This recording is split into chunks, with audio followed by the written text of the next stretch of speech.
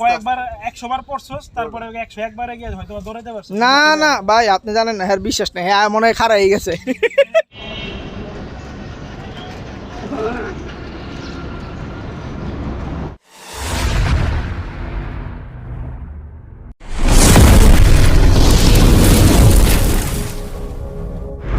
আসসালামু আলাইকুম রহমতুল্লাহ, কেমন আছেন আপনারা সকলে? আশা করি সকলে ভালো আছেন।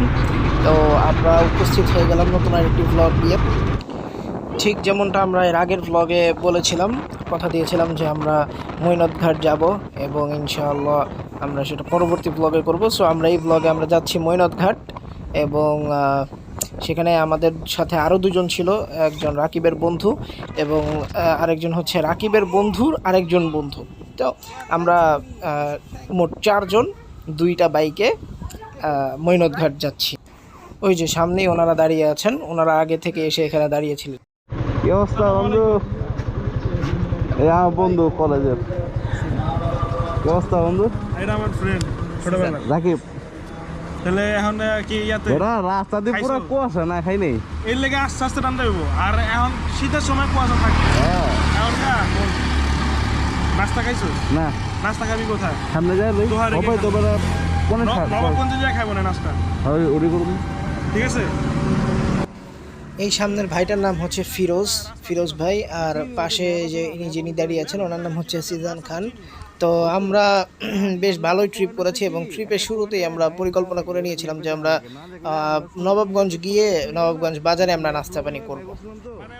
এখানে কিছু ইনফরমেশন শেয়ার করতে চাই যে আপনি যদি আপনার গাড়ি বা বাইক কিছু না থাকে, এভাবে বাসে যদি যেতে চান মৈনট ঘাট, তাহলে গুলিস্তান থেকে আপনি বাসে যেতে পারেন। গুলিস্তানে যে গোলাপশাহ মাজার ওখান থেকে সোজা মৈনট ঘাটের দিকে বাস যায়, তো ওইটাতে আপনি যেতে পারেন। আর মৈনট ঘাট যাওয়ার পথে অনেক ট্যুরিস্ট স্পট আছে, জমিদার বাড়ি টাড়ি ওগুলো আছে, ওগুলো আপনি ঘুরে আসতে পারেন। বাকি ইনফরমেশন আমি ডেসক্রিপশন বক্সে একটা লিঙ্ক শেয়ার করবো, ওইখান থেকে নিতে পারেন আপনি। এ হচ্ছে নবাবগঞ্জ বাজারের একটি হোটেল, এখানে আমরা একটু নাস্তা পানি চাটা খেয়ে এখান থেকে আবার একবারে তাজা দম হয়ে এখান থেকে রওনা দিলাম।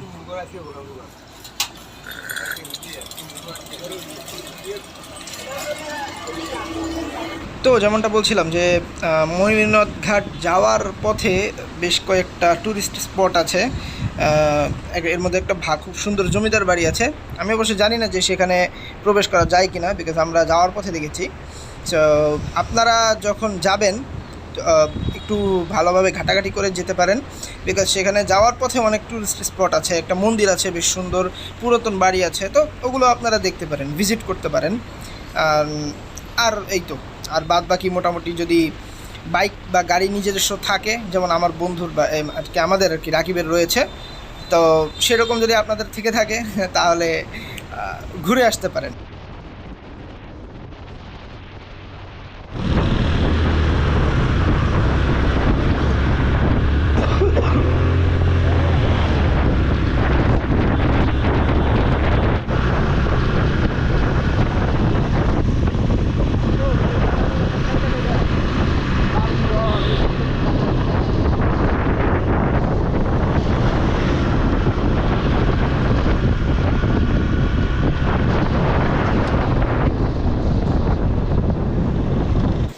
তো চলে এসেছি আমরা মৈনট ঘাট, এর সামনেই হচ্ছে মৈনট ঘাট।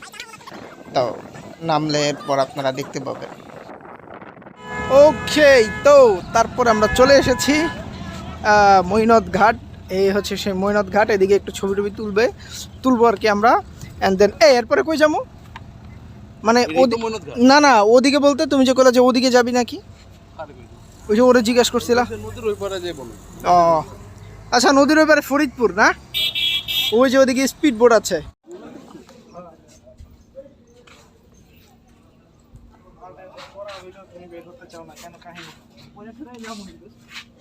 তো অবশেষে আমরা চলে এসেছি মৈনট ঘাট। এইটা হচ্ছে মৈনট ঘাট, ওইখানে ছিলাম আমরা ওই ঘাটের ওদিকে, এখন একটু নেমে এখানে এসেছি। এখানে এই যে বাইক উঠাচ্ছে ইয়াতে ট্রলারে, এখানে একটু ঝামেলা হয়েছে, এতক্ষণ ঝামেলা দেখতেছিলাম। ওকে চলেন একটু এবার আমরা বসে একটু আরাম করি। তো যেটা বলছিলাম যে এইখানে আমরা যেহেতু সকালে এসেছি, তার কারণে এখন মানুষ একটু কম, বিকালের দিকে মানুষ বাড়ে। এখন 8টা বা 9টা বাজে, প্রায় 9টার কাছাকাছি, 8:56 বাজে। তো যাই হোক, এই যে একটা দেখছিলাম ভাসমান রেস্টুরেন্ট, এই ভাসমান রেস্টুরেন্টটা দেখে আমার মনে হয়েছে বরিশালে যে ভাসমান বাজার আছে প্রসিদ্ধ, সেই ভাসমান বাজারের কথা।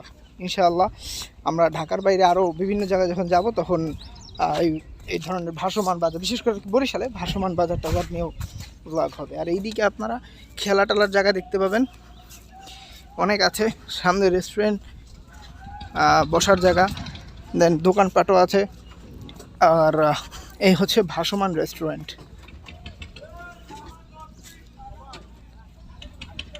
এইদিকে বিভিন্ন কিছু, এই হচ্ছে মূলত, এই হচ্ছে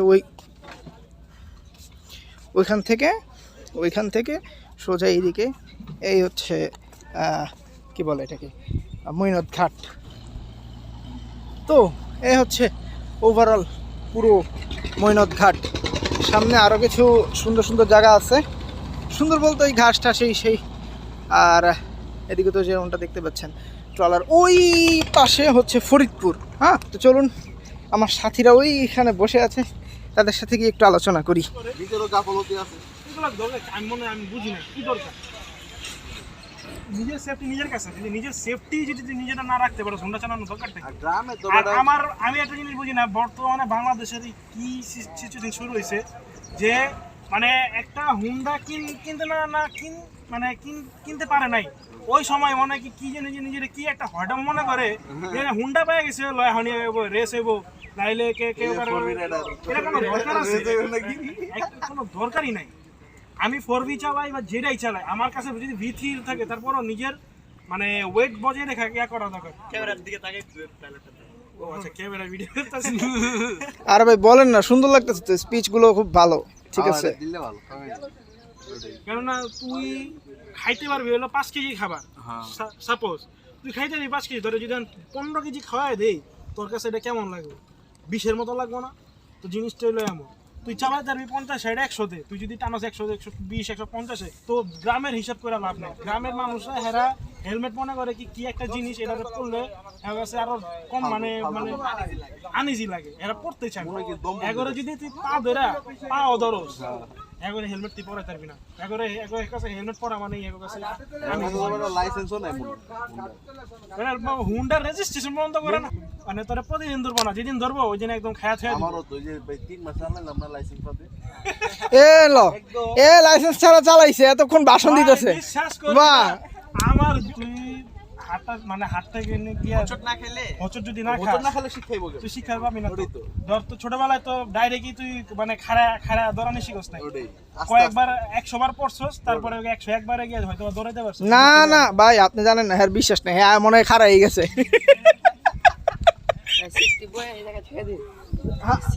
উক্তি মারো, এই যে তখন যে উক্তি মুক্তি ছাড়তেছিল, একটা ভালো উক্তি ছাড়ো।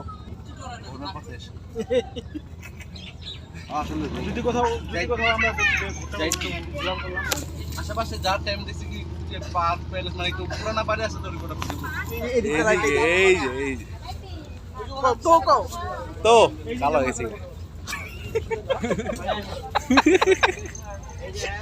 কালো হয়ে গেছি। হ্যাঁ, ওকে, যাই হোক, আমি অ্যাক্সিডেন্ট করছি।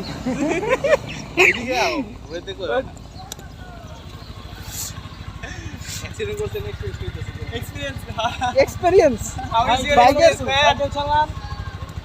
বাইক চালান না পড়লে মজা নাই, পরে না, মজা পায় না। যাই হোক, রাকিবের বাইকের কিছু হয় না, এটা হলো সবচেয়ে বড় কথা। এখন এই ব্লগটা আজকের জন্য এইখানে এন্ড করব। এইবার যাব হচ্ছে কই যাব ভাই? মাওয়া যাব। এখন আমরা সবাই যাব হচ্ছে মাওয়া। এটা হবে পরবর্তী ভ্লগে। ইয়ো আচ্ছা, তো আজকের জন্য এটা এখানে এন্ড করছি। থাকুন আমাদের সাথে মাওয়ার ভ্লগ দেখার জন্য।